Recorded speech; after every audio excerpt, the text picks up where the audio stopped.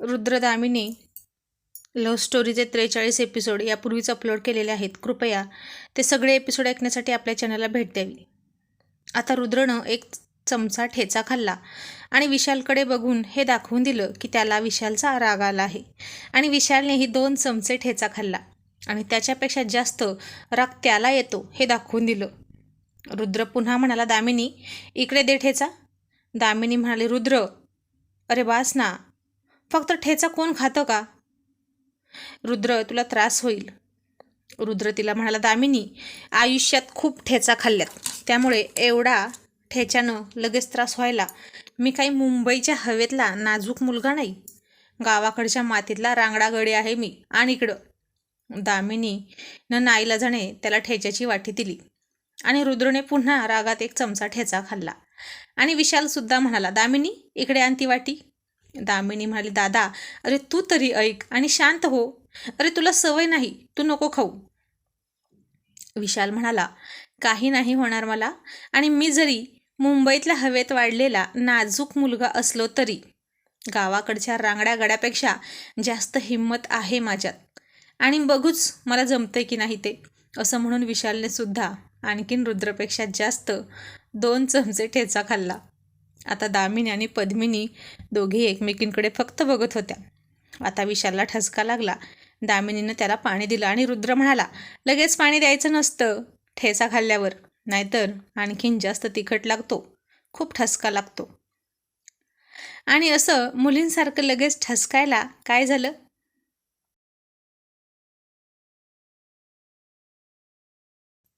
पद्मिनी म्हणाली, रुद्र तू शांत राहा बरं.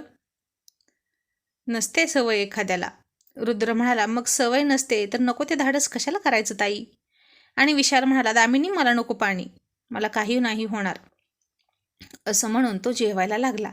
आणि आता सगळ्यांचं जेवण झालं आणि आता मात्र विशालच्या पोटात खूप आग पडली होती. इतकं तिखट खायची सवय नव्हती त्याला, आणि तो सुद्धा हिरव्या मिरचीचा ठेचा. बाप रे बाप. रुद्र मात्र निवांत होता, त्याला काहीच होत नव्हतं. आणि विशाल कसं तरीच तोंड करायचा, पण रुद्रनं पाहिलं की तोंडावर हसण्याचा आव आणायचा. पद्मिनी म्हणाली, दामिनी अगं त्यांना साखर दे, नाहीतर पोटात आग पडेल. विशाल म्हणाला, नाही नको, आता मी जातो. असं म्हणून आपण कोणत्या कामासाठी आलो होतो हे विसरून विशाल घरी पळाला. आता अंगठीही राहिली, रुद्रचं मापही घ्यायचं राहिलं आणि कपडेसुद्धा राहिले. आणि तो घरी जाईपर्यंत त्याच्या पोटात कळ मारायला सुरुवात झाली. तो घाईघाईत घरी आला.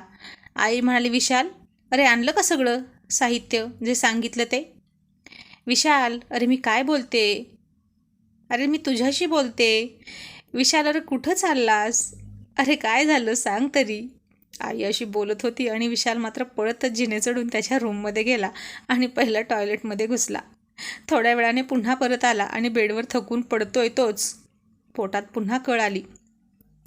पुन्हा त्यानं आंबट तोंड केलं आणि पुन्हा टॉयलेटमध्ये पळाला. आता विशाल बेडरूम ते टॉयलेट आणि टॉयलेट ते बेडरूम अशा वाऱ्या करून थकला. आई आली आणि म्हणाली, विशाल अरे काय झालं? विशाल म्हणाला, आई अगं पोटात खूप कळ येते. आई म्हणाली, विशाल तू काही खाल्लंस का तिखट? तुला माहीत आहे ना तुला तिखट सोसत नाही. विशाल म्हणाला, हो आई मिरचीचा ठेचा खाल्ला. आणि आईनं मोठे डोळे केले आणि म्हणाले, वेडा आहेस का तू? अरे तिखटानं तुझ्या आतड्याला त्रास होतो. आणि कुठे खाल्लास हा ठेचा? विशाल म्हणाला, दामिनीच्या घरी. त्या बावळट रुद्रच्या नादाला लागून खाल्ला ग आई ठेचा, पण आता खूप त्रास होतोय. आई डोक्यावर हात मारत म्हणाली, काय करावं तुझं? तुम्ही दोघं सुधारणार आहात की नाही कुणास ठाऊक. असं म्हणून आई त्याच्यासाठी लिंबू सरबत आणायला गेली. आणि विशाल आता थोडंसं अंग आकसून घेत बेडवर बसला होता, कारण जरा जरी अंग सैल सोडलं की लगेच दाबून धरलेली कळ सुटायची. आणि इकडे रुद्र खूप हसत होता आणि म्हणाला, अग्निहोत्रीचं आज काही खरं नाही. दामिनी म्हणाली, मला तर काळजीच वाटते आहे. काय होईल आता दादाचं? त्याला अजिबात तिखट सोसत नाही. साधं पाणीपुरीतल्या पाण्यातली पुदिन्याची आणि हिरव्या मिरचीची चटणी असते ना, ती जरी खाल्ली तरी त्याला सोसत नाही. म्हणजे त्याला हिरवी मिरची चालतच नाही. आणि इतका ठेचा, बाप रे. पद्मिनीसुद्धा म्हणाली, दामिनी अगं फोन कर त्यांना. मग दामिनीनं फोन लावला आणि रुद्र बाहेर निघून गेला. विशालनं फोन घेतला आणि दामिनी म्हणाली, दादा अरे कसा आहेस तू? तुला खूप त्रास होतोय का? विशाल म्हणाला, हो ना ग दामिनी, खूप त्रास होतोय. दामिनी म्हणाली, दादा तुला हिरवी मिरची सोसत नाही तरी तू माझं ऐकत नव्हतास ना? काय गरज होती का तुला इतका ठेचा खायची?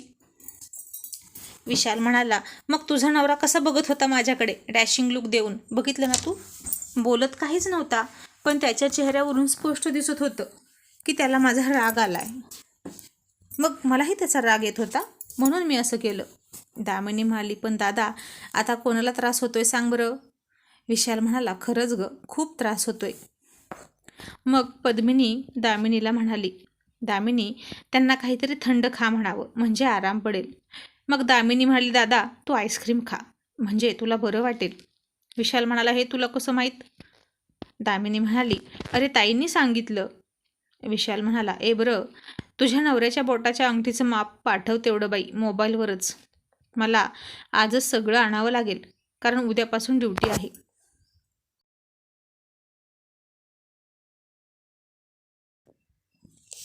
दामिनी म्हणाली, हो दादा मी पाठवते, पण तू तुझी काळजी घे. विशाल आता थोडा अडखळत संकोच करत म्हणाला, अगं दामिनी, अगं तुझ्या नंदेचं नाव काय आहे गं? आणि दामिनी म्हणाली, पद्मिनी.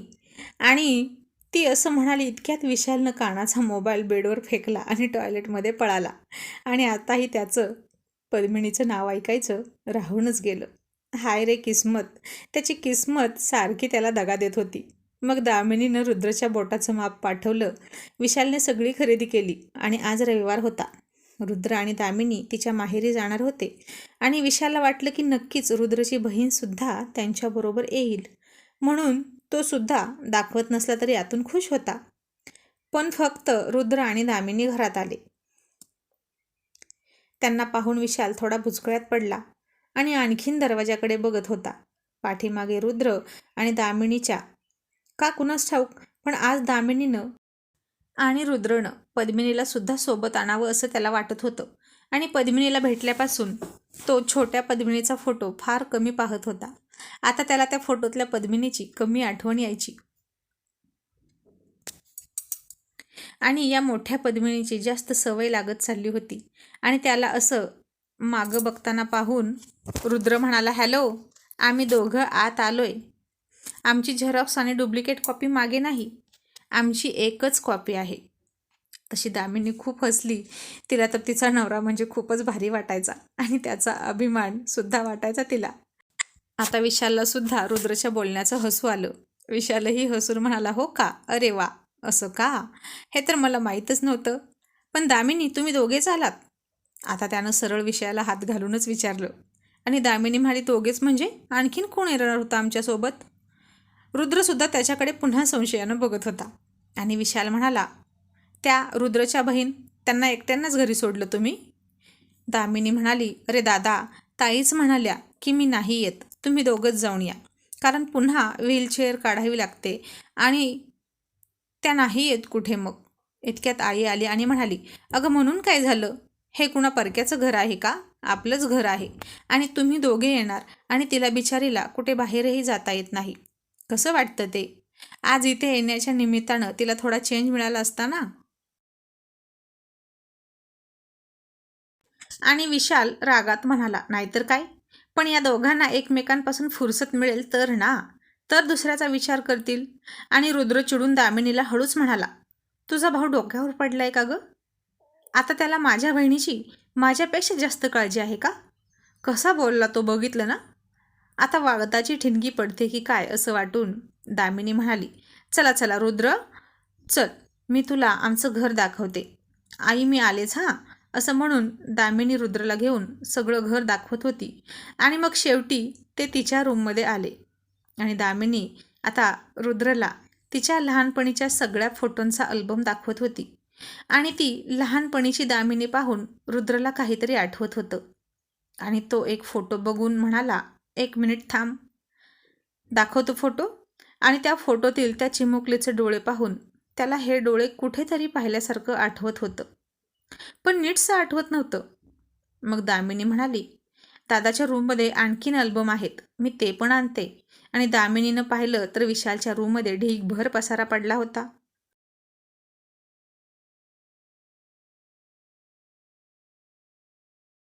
आई सारखी आजारी असायची. तिला आता जास्त काम होत नव्हतं. शिवाय इतकं मोठं घर, एखादा नोकरसुद्धा हाताखाली नव्हता, कारण आईच ठेवू देत नव्हती नोकर. विशाल कितीतरी वेळा म्हणाला की नोकर ठेवूया, पण आई म्हणायची काही नको, आणायची असेल तर सून आण. कारण माझ्या घरावर माझा हात फिरेल आणि माझ्या सुनेचा. बाकी मला भाडोत्री किंवा पैसे देऊन विकत घेतलेला हात माझ्या घरावर फिरलेला चालणार नाही. त्यात माया, प्रेम, आपुलकी, ममता, जिव्हाळा काहीच नसतं. फक्त व्यवहार असतो. आता आईच्या या बुद्धीपुढे काय बोलणार? मग दामिनीने विशालच्या कपाटातून सगळे अल्बम घेतले. ते सुद्धा रुद्रला दाखवले आणि रुद्र म्हणाला, तुझा भाऊ लहानपणापासूनच असा आहे बरं का.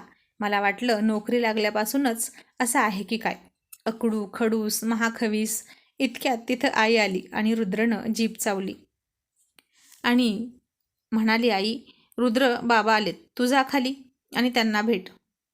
रुद्र खाली गेला आणि त्याने बाबांना नमस्कार केला. विशालला आईनं स्वीट आणायला लावला होता बाहेर.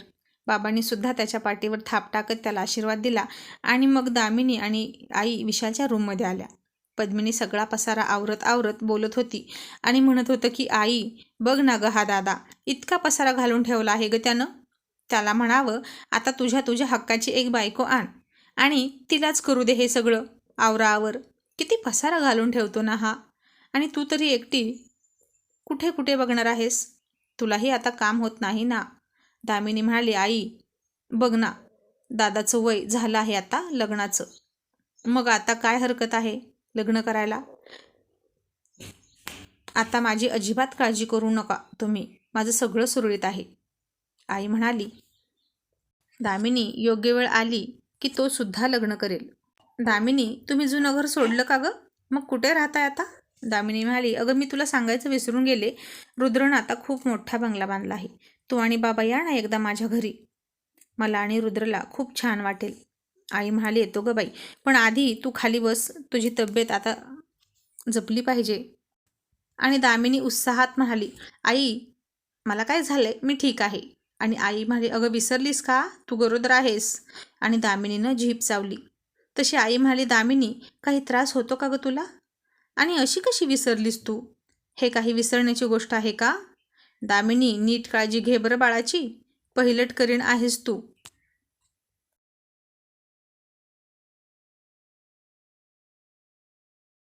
आणि आता मी लवकरच स्वेटरसुद्धा विणायला घेते बाळासाठी. दामिनी म्हणाली, आई अगं काहीच त्रास होत नाही ना मला, म्हणून मला मी प्रेग्नेंट आहे की नाही हे समजतच नाही.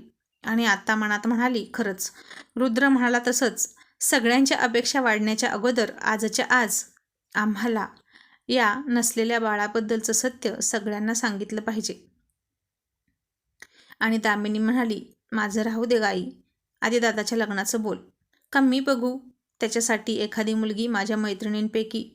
असं म्हणता म्हणता तिनं विशालचं ते पुस्तक घेतलं आणि ते तिच्या हातातून सटकलं तसं खाली पडलं आणि त्यातून तो फोटोसुद्धा पडला, लहान पद्मिनीचा. आणि तो फोटो पाहून दामिनीला खूप आश्चर्य वाटलं आणि म्हणाली, आई हा फोटो इथे कसा? आणि आई म्हणाली, दामिनी अगं ही खूप मोठी स्टोरी आहे.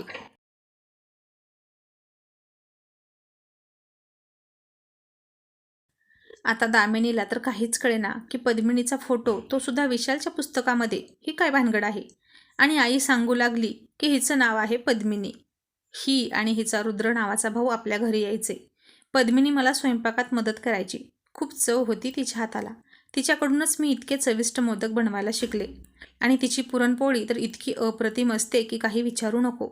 रुद्र आणि तू खेळून घरभर उच्छाद मांडायचा. तो सुद्धा खूप खोडकर होता, तुझ्या नवऱ्यासारखा. या रुद्रला पाहिलं की मला सुद्धा त्या रुद्रचीच आठवण येते. आणि तेव्हा तू लहानपणी आतासारखीच त्याची बाजू घेऊन भांडायची विशालसोबत. विशालचं आणि त्या रुद्रचं मात्र कसलंच पटत नव्हतं, जसं आत्ता या रुद्रचं आणि विशालचं पटत नाही तसं. पण ती पद्मिनी होती ना गं, ती खूप सुंदर होती, सालस होती, सुसंस्कृत, खूप मितभाषी आणि मनमिळावू. तिची आणि माझी खूप गट्टी जमली होती. आणि एके दिवशी रातोरात त्यांचं कुटुंब मुंबई सोडून कुठं गेलं काय माहीत, ते आज तागायत माहीत नाही. आणि हा एवढा फोटो मात्र जत्रेत घेऊन काढला होता, तो आपल्याकडेच राहिला. आणि तुला सांगू एक गंमत.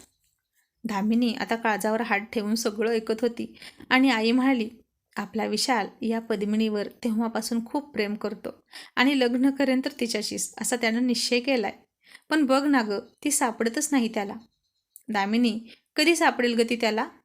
अगं दामिनी, मी तुझ्याशी बोलते, बोल ना काहीतरी. हां हां, काय आई? दामिनी दचकून भानावर आली. तिला तर हे सगळं स्वप्न वाटत होतं आणि ती मनात विचार करायला लागली, बाप रे, हे असं आहे तर सगळं. आमचं कनेक्शन लहानपणापासूनचं आहे, म्हणून मला रुद्र इतका आवडतो आणि आजही मी तशीच त्याची पाठराखण करते. अगदी लहानपणापासून दामिनीला आता हसावं की रडावं तेच कळत नव्हतं. तिच्या भावना कशा व्यक्त कराव्या ते कळत नव्हत्या. आणि त्याहून जास्त महत्त्वाचं म्हणजे विशाल पद्मिनीवर प्रेम करतो आणि त्याला जर हे कळलं तर त्याचं काय होईल? पण दामिनीने विचार केला नाही. आता ती पद्मिनी तिच्या पायावर उभा राहत होती तेव्हाची, आणि ही पद्मिनी मात्र अपंग आहे. मग दादा तिला स्वीकारेल का मनापासून? त्याचं आत्ताचं वागणं बघून तर असं वाटतंय की त्याला आत्ताही ताईविषयी ओढ वाटत आहे, म्हणूनच त्यांची इतकी चौकशी करतो आपुलकीने. शेवटी मनाचं नातं मनालाच कळतं, हृदय हृदयाकडे ओढ घेतं. पण दादाने आता आहे त्या परिस्थितीत पद्मिनी ताईंवर प्रेम केलं पाहिजे आणि म्हणून ताईंची ही ओळख त्याच्यापासून लपवून ठेवली पाहिजे. तो पहिल्यापासून त्यांच्यावर प्रेम करतो आणि म्हणून केवळ त्यानं त्यांच्याशी जर लग्न केलं तर तो उपकार ठरेल किंवा कदाचित दादा नकारही देईल. आणि दामिनी मनात काहीतरी ठरवते. आई म्हणाली, दामिनी अगं काय झालं, कुठल्या विचारात हरवलीस? दामिनी म्हणाली, अगं काही नाही आई. आता भेटेल का गं ही पद्मिनी दादाला? त्यापेक्षा दुसरी एखादी सुंदर मुलगी बघून लग्न कर म्हणावं. आई म्हणाली, मी तर म्हणून थकले बाई त्याला, पण मी त्याला सपोर्ट करते, जसा तुला केला तसाच. शेवटी आमचं काय गं, आम्ही आज आहे उद्या नाही. तुम्हा मुलांना तुमचं प्रेम मिळणं महत्त्वाचं आहे.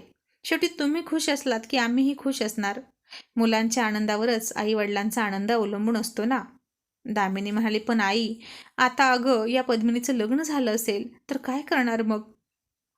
आई म्हणाली, मी विशालला हेच म्हणाले तर तो म्हणतो, पण तिचं लग्न झालं हे आधी कळू दे, मगच तो दुसऱ्या मुलींचा विचार करेल. पण त्याला ठाम विश्वास आहे दामिनी की ही पद्मिनी अजूनही अविवाहित आहे. तिचा विवाह झालाय असं समजून विशालने लग्न केलं आणि ती त्याला सापडली अविवाहित अवस्थेत तर काय करायचं? म्हणून विशाल थांबला आहे तिची वाट बघत. आणि दामिनी मनात म्हणाली, काय नशीब असतं ना, दादामुळे पद्मिनीताईंचं लग्न मोडलं आणि रुद्रमुळे माझं लग्न मोडलं,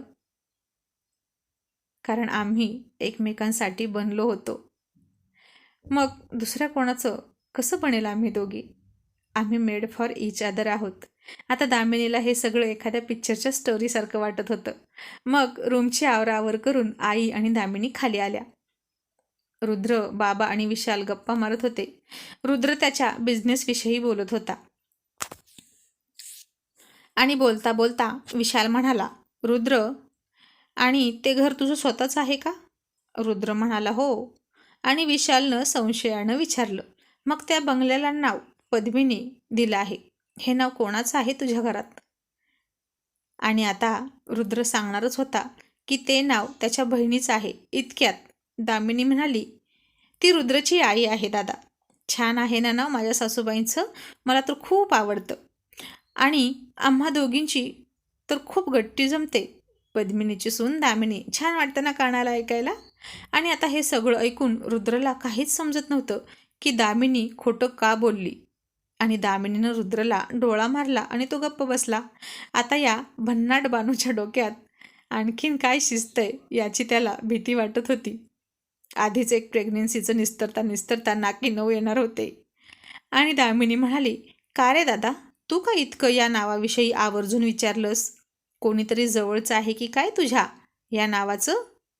आणि विशाल आता गप्प बसला आणि रुद्रने पुन्हा त्याच्याकडे संशयानं पाहिलं की तो आता काय सांगतोय. आता हळूहळू सगळी रहस्य समोर येणार आहेत. विशाल आणि पद्मिनीची खरी लव्ह स्टोरी सुरू होणार आहे. थँक्यू.